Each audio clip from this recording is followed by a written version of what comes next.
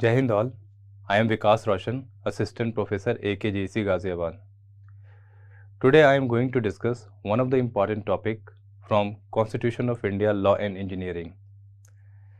And this topic is powers and functions of the President and the Prime Minister in India. So you must have understood that in this video lecture we are going to talk about the powers that is kept in the hand of our Prime Minister and the President.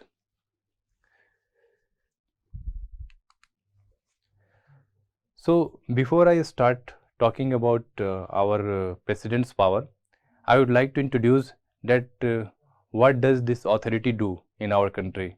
Who is this authority? The Indian President is the head of the state. When I say head of the state, I can tell you frankly that it is the nominal head of the state. The real head of the state is our Prime Minister.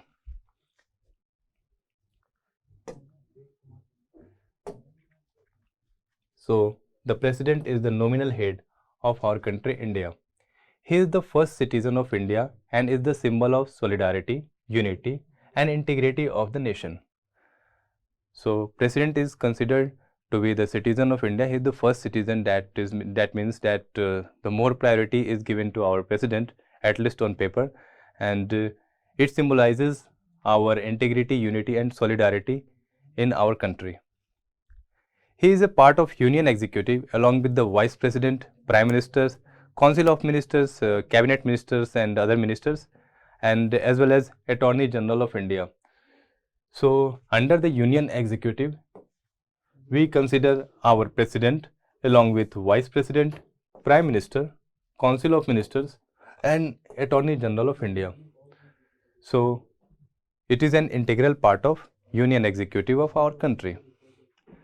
The President of India is a ceremonial head of the state India and the Commander-in-Chief of Indian Armed Forces, be it be Air Forces, be it be other forces, land forces. So, on paper, our Commander-in-Chief of these forces are our President. So, our President is the head of the armed forces and it is he is the ceremonial head. Means I have discussed that he is nominal head of our country. The President is indirectly elected by an electoral college comprising the Parliament of India, that is both houses, Lok Sabha and Rajya Sabha, and the legislative assemblies of each of the India's states and territories, who themselves are indirectly elected. So, I am talking about the procedure of election of our President.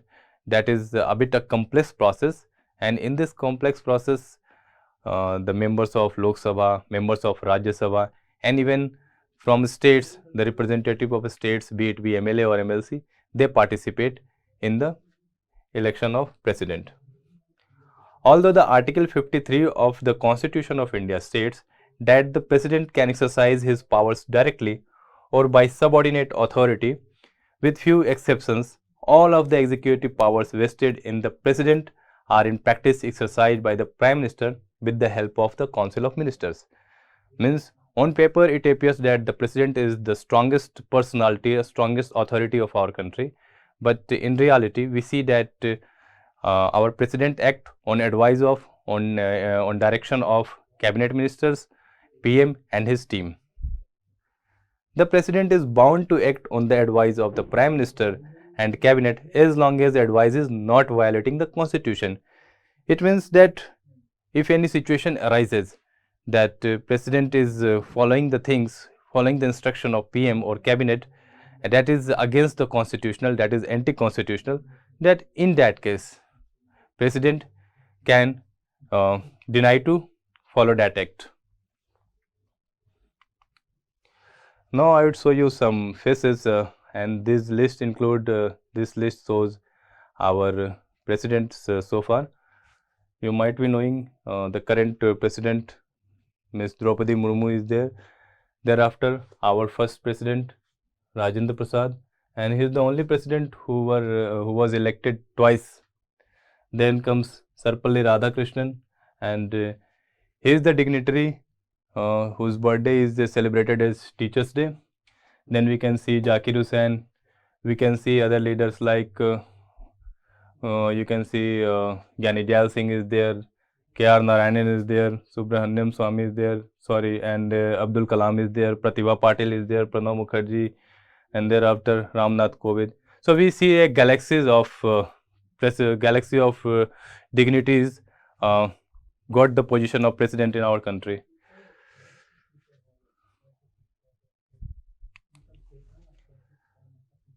Now let me explain the powers and functions of our president.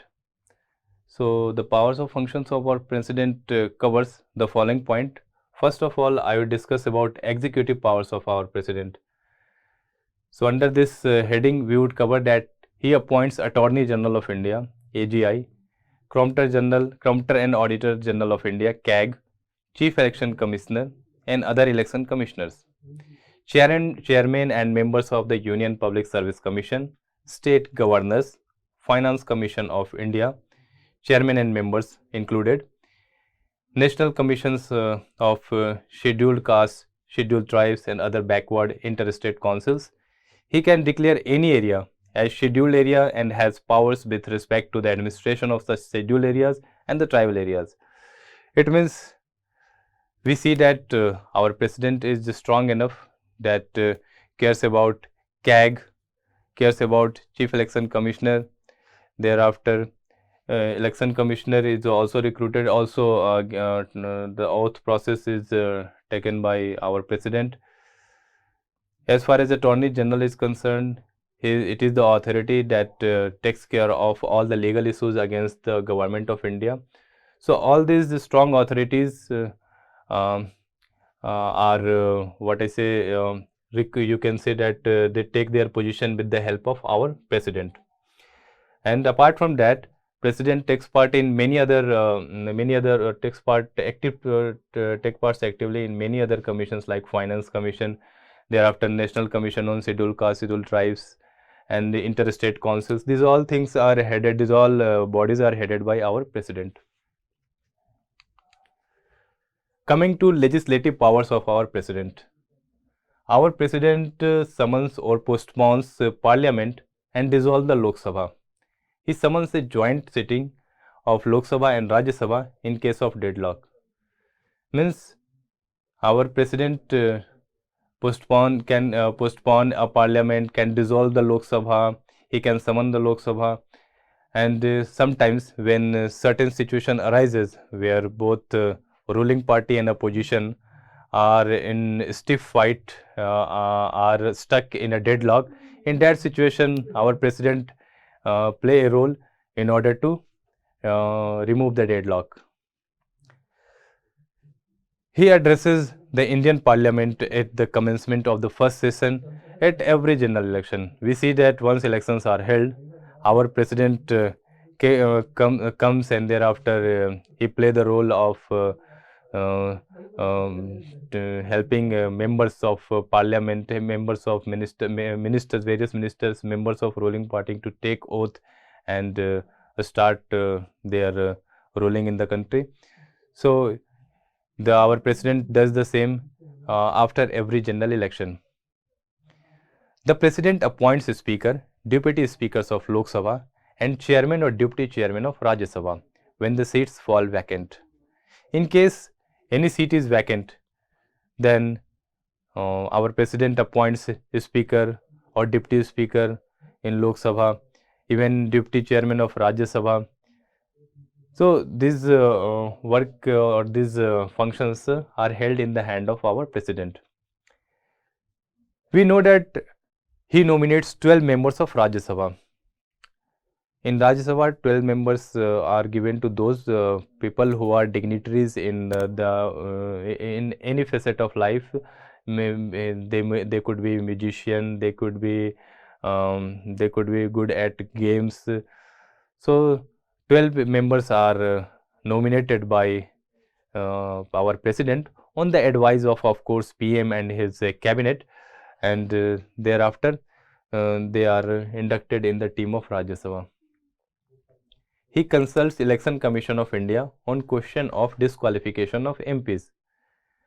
In case of disqualification of MP is to be approved, the role of president come into reality. And of course, it is also done on the instance of Prime Minister and his cabinet. He recommends permits the introduction of certain types of bills. We know that apart from Lok Sabha and Raj Sabha, a role of our president is immense in terms of say he being the signatory body. He has to put signatures on all the bills, be it be money bill, be it be normal bill. Everywhere our president approve it. So we cannot deny the role of our president in introduction of various types of bills and even passing of those bills. We can remember such cases like CAB, Citizenship Amendment Bill were made Citizenship Amendment Act with the signature of our president. So we see that the role of president is immense in the in the passing of any bill. He lays the following reports before the parliament, like the report of CAG report. We know that CAG is a body that is supreme body of audit in the nation. Sometimes it comes out with any problem in defense budget, any problem in defense purchase, or sometimes government expenditures also come into spotlight with the help of this CAG report. So it is put on the floor by our president. Thereafter, report of UPSC, report of Finance Commission, and other reports are put forward by our president. Coming to financial powers of our president, this includes to introduce the money bill. His prior recommendation is a must. He causes union budget to be laid before the parliament. So, for introduction of money bill, the permission of our president is mandatory. Even budget is important, and it requires the approval of our president. To make a demand for the grant may be for any university or for any agency, and for this for such requirement, for such grant, the president financial power come into existence. He constitutes the Finance Commission every 5 years. Our president plays important role in formation of Financial Commission, and that is done on a recurrence basis on every 5 years. Coming to judicial powers of the president, appointment of Chief Justice and Supreme Court, High Court judges are on him. Means the president appoints Chief Justice, and we know that the Chief Justice of Supreme Court CJI, it is selected on the basis of collegium system, but still the role of president is there, and president finally approves the name of Chief Justice of India, and thereafter High Court judges are also appointed with the help of our president. He takes advices from Supreme Court. However, those advice are not binding on him. Means, of course, Supreme Court advises to our president, but sometimes advices are not binding on him. Regarding the pardoning power, the president has pardoning power, and at least this pardoning power come into news when we come to know about any terrorist or any such culprit who is about to be hanged. And in such situation, our president has power, pardoning power, and even it can delay, it can even discontinue the death sentence of any citizen of India or any culprit. So our president has pardoning power. Under Article 72, he has been conferred with the power to grant pardon against punishment for an offence against union law, punishment by a martial court, or death sentence. And we know that either the president could completely abolish that punishment, or it can minimize the term of the punishment. So this is one of the special powers kept in the hand of our president. Coming to diplomatic powers of the president, international treaties and agreements that are approved by the parliament are negotiated and concluded in his name. Since our president is the head of the nation, so some international treaties and agreements are approved by the parliament, and of course the signatory body or the person that is there to approve this is the president. He is the representative of India in international forums and affairs. Coming to military powers of the president, he is the commander of defense forces of India. Means our president is head of defense forces, whether it is air force or land force, everywhere. No, on paper we see that the president is the all in all of these forces. However, we will come later on that the prime minister actually put the power to command, to control the military. He appoints chiefs of the army, chief of the navy, and chief of the air force. Means the head or chief of these armed forces, army, or you can say air force or navy, they are appointed by our president. Now, emergency powers of the president. He deals with 3 types of emergencies given in the Indian constitution. And we know that there are 3 types of emergency in our country. The first one is national emergency. Second one is president rule, sometimes also termed as state emergency. And third one is financial emergency. Under Article 352, the provision of national emergency is mentioned. And under this national emergency, the country goes in emergency mode following war-like situation, following internal disturbances, or a situation that in that situation that legislative and executive body of the country cannot function, perform properly, then in that situation national emergency is declared. Fortunately, just 3 times in our country national emergency is declared. The first one during 1962 when China attacked India, and at this warlike situation, or even at this situation of war, it was mandatory for Jawaharlal Nehru government to declare national emergency in the country. Second time it was declared by Indira Gandhi during 1971 when India was fighting with Pakistan to liberate Bangladesh. And third time in 1975 when Indira Gandhi introduced national emergency, and she termed the situation like armed rebellion or internal disturbances. But many politicians, many diplomats believe that that emergency was unnecessary. Coming to the second emergency, that is president rule, where of course president come to power and control the state, guides the I would better say guide the state or manage the state with the help of governor, and the provision is mentioned in Article 356 and Article 365. When any state fail to comply with national laws or fail to comply with constitution, or the center or the president feels that the state is not in a situation to maintain law and order, then emergency can be imposed in those states. Last one is financial emergency, and if any state fails on the ground of financial position, financial condition, then in this situation emergency can be imposed. Luckily in our country didn't see this situation.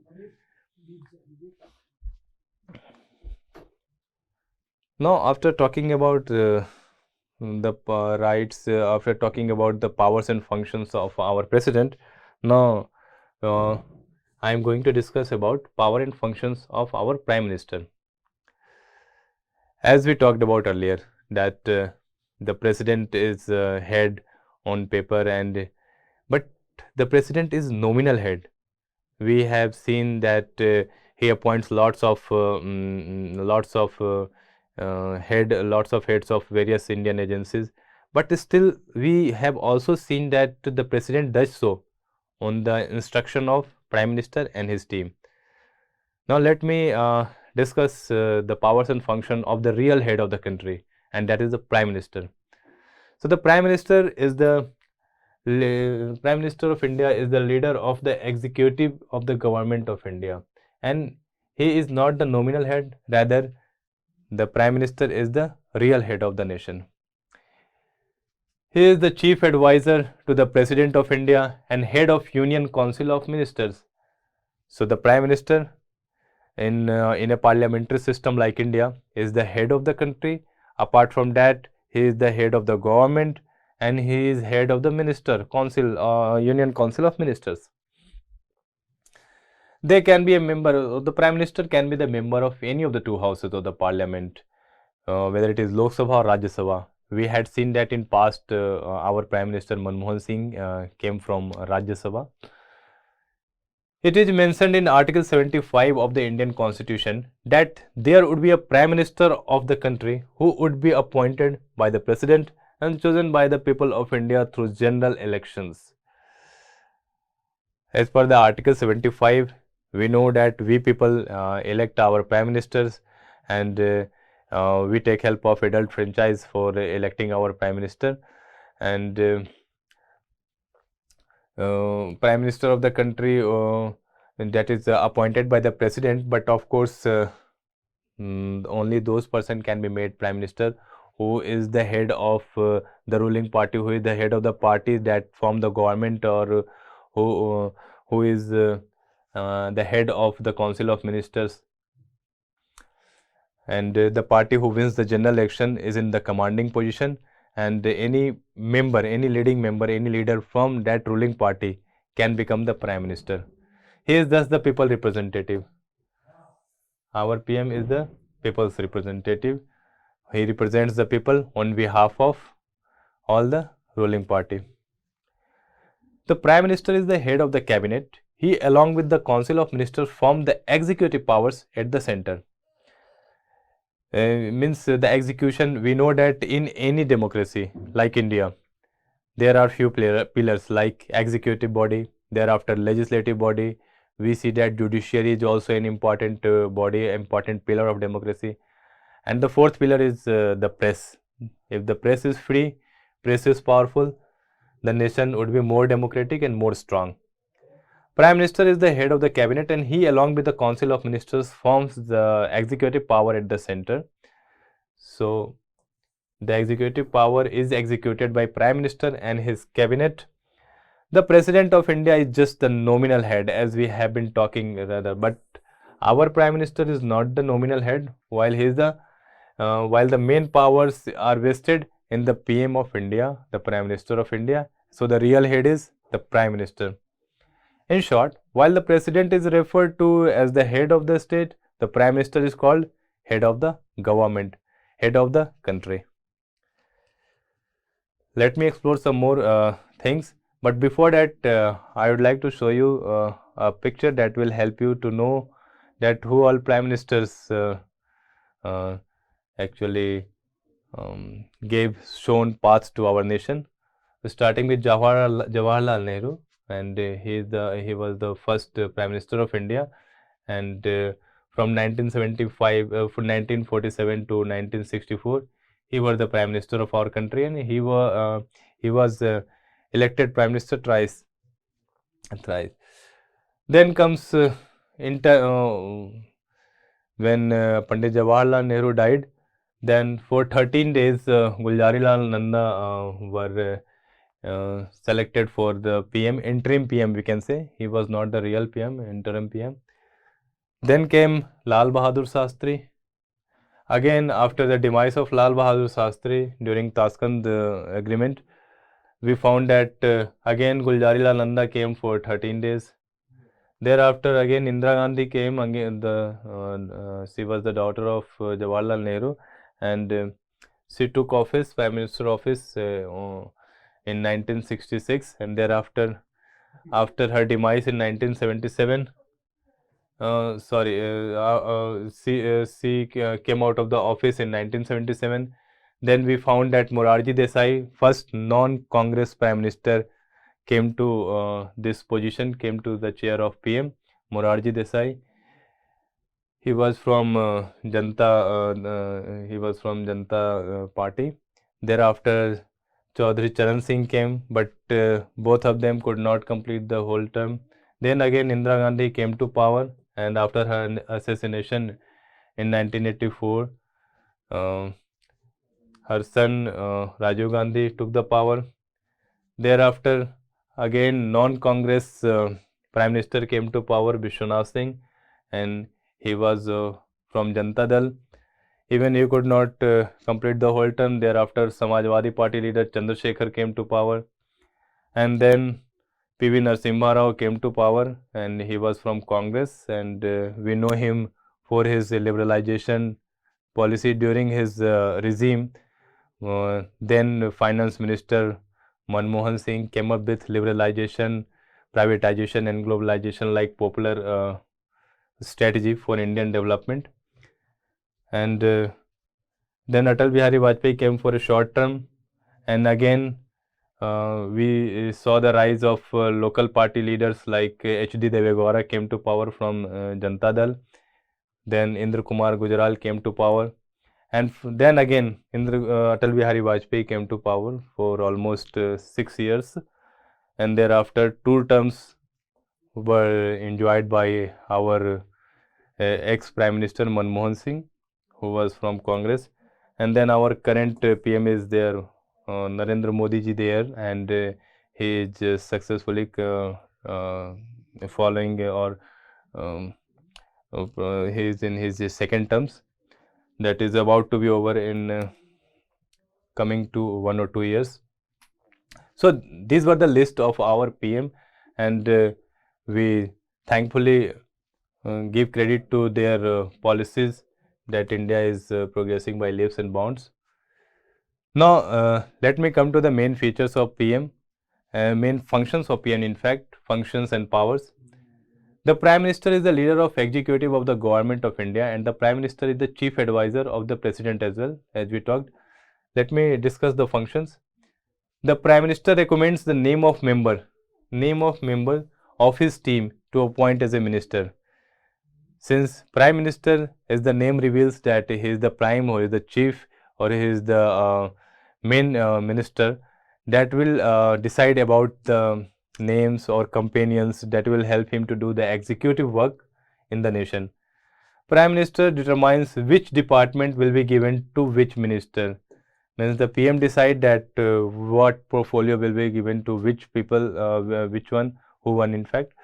Like someone may be given finance ministry, someone may be given home ministry. He also presides over the meeting of the council of ministers. So since PM is the head of his cabinet, he decides, he takes the meeting, he discusses issues with his cabinet. He can ask any minister to resign. So PM can take resignation from any minister. He also controls and directs the activities of all the ministers. Means he can control, he can manage, he can ask questions regarding any good activities or any average activities of any minister. Even he can exchange the portfolio of 2 ministers. He can ask any minister to resign or leave. He can bring about the collapse of the Council of Ministers by resigning from the office, and the Council of Ministers dissolve itself by the death or resignation of the PM.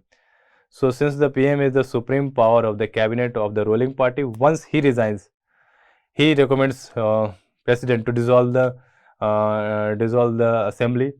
Then the whole Council of Ministers automatically dissolves. Thereafter, right in relation to appointments. The Prime Minister has right to give advice to the President in relation to appointment of following officers. Like we knew that these bodies are appointed by President, but we also we also came to know that the head of AKGEC or Attorney General of India, Solicitor General of India, President of UPSC, Election Commissioners, these are appointed by President but on the advice of Prime Minister and his cabinet. Rights in context of Parliament. He advises the President with regard to summoning and postponing or proroguing of the sessions of the Parliament. He can recommend the dissolution of the sessions of the Parliament, means on his advice dissolution of session of the Parliament can be initiated, and he declares government policies on the floor of the House.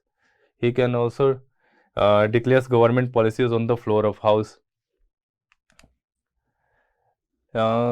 before I wind up, I would like to cover some more powers of the Prime Ministers. Like, he plays an important role in shaping the India's foreign policy.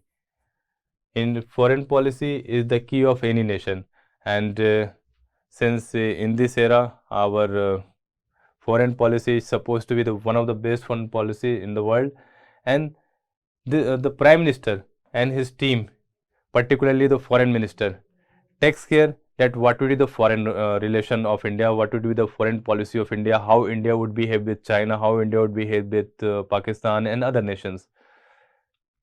He is the chief spokesperson of the central government. In the central government, the chief spokesperson is the Prime Minister.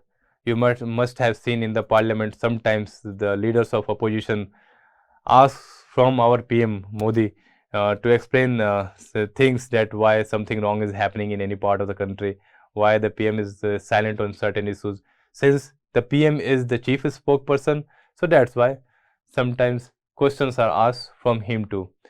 He is the leader of ruling party, as we have talked. Ruling party, the party that attains the magic number of 272 in Indian Lok Sabha, and by virtue of enjoying the majority, the ruling party selects a leader, and that leader is the PM, and that is the head of the ruling party. He is ex officio chairman of the Planning Commission, now Niti Aayog. Thereafter, he is chairman of National Development Council, National Integration Council, Interstate Council, and National Water Resources Council. And apart from that, many other national agencies are there that is headed by our PM, maybe ex officio. He is the crisis manager in chief at the political level during emergencies. We know that during emergency, we talked that when a national emergency took place in India during the time of 1962 at Jawaharlal Nehru regime, or in 1971 during Indira Gandhi PMship. During this time, during emergency time, the manager in chief, the central manager is our PM. He advises, he instructs the president to do certain things in order to control the unmanageable things during emergency time. And he is the political head of armies. As we knew when I was talking about powers and functions of president, I talked that for army, for navy, and for air force, the head of these forces are appointed by our president. But the real head of the armies is the PM, whose instruction is followed by the president in order to control the things, in order to safeguard the safety and security of the nation. So thank you all.